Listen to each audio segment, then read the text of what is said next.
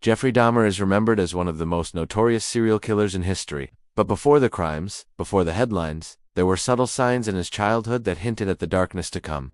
Today, we're peeling back the layers of Dahmer's early years, not to excuse his actions, but to understand how secrecy, isolation, and obsession shaped the boy who would become a killer. Born in 1960 in Milwaukee, Dahmer's early life was marked by instability. His parents' marriage was turbulent, filled with arguments and eventual divorce. As a child, Jeffrey became increasingly withdrawn, preferring solitude over play. Teachers described him as quiet, almost invisible.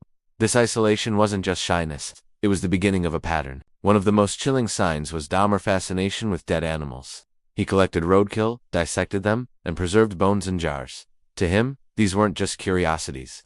They were treasures. This obsession with death and preservation foreshadowed his later crimes. Dahmer didn't just collect animals, he experimented with them. He wanted to see how bodies worked, how they could be taken apart, and sometimes how they could be preserved.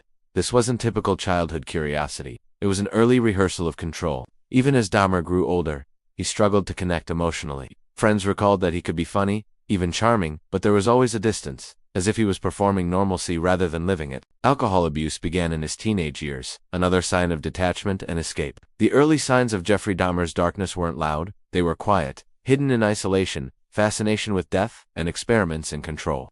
They remind us that evil doesn't always announce itself. Sometimes it grows in silence. Do you think childhood obsessions can shape destiny? Or are they just curiosities that fade away? Comment below with the strangest childhood obsession you've ever heard of.